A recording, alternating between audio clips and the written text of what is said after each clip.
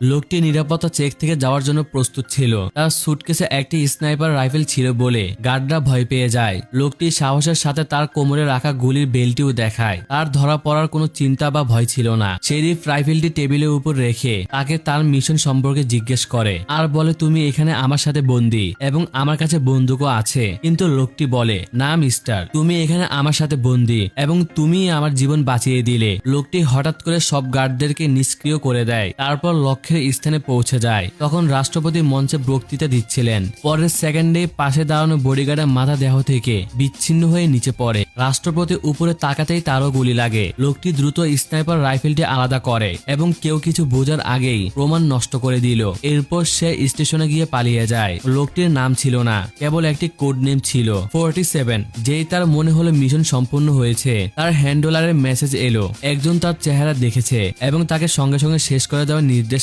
আসে। 47 সেই মহিলার তথ্য ট্রেক করে দ্রুত সেইখানে পৌঁছে যায়। যেই সে গুলি চালানোর জন্য প্রস্তুত হলো, মহিলাটি তার মাথা ঘুরায়। তার শান্ত চোখ দেখে মনে হলো সে তাকে কখনো দেখেনি। সে কিছু বোঝার আগেই হঠাৎ একজন পথচারী এসে তার পাশে পড়ে গেল। 47 বুঝতে পারে এটি একটি ফাঁদ ছিল, তাই সে ভিড়ের মধ্য দিয়ে দ্রুত বেরিয়ে গেল। 47 হোটেলে ফিরে আসে। সে বাইরে মার্বল ছড়িয়ে দিল, দরজায় বোমা ট্রিগার সেট করে এবং প্রয়োজনে দ্রুত পালানোর জন্য বারান্দা থেকে নামার জন্য দড়ি বাঁধে। ঠিক তখন তার হ্যান্ডলার একটি লাইভ নিউজ পাঠায়। তার টার্গেট ছিল সঠিক। 47 বুঝতে পারে কিছু একটা গন্ডগোল হয়েছে। সে জিজ্ঞেস করে আসল বসকে, কিন্তু কোনো উত্তর পেল না। যদি তোমরা আমার সাথে বিশ্বাসঘাতকতা করে থাকো, তবে আমি তোমাদের খুঁজে বের করে তোমাদের চারপাশ জ্বালিয়ে দিব। ঠিক তখন সে বাইরে মার্বলের আওয়াজ পেল। 47 ধরে ধরে নিজের একটি ঘরে স্লাইড করে নেমে যায়। সে ফ্রিজে লুকিয়ে রাখা পিস্তল বের করে। তারপর দ্রুত করিডোরের শেষ পর্যন্ত ছুটে এবং গার্ডদের উপর পাল্টা আক্রমণ শুরু করে। যেই তার মনে হলো বিপদ শেষ হয়েছে, তখন পিছন থেকে একজন বন্দুক তাক করে।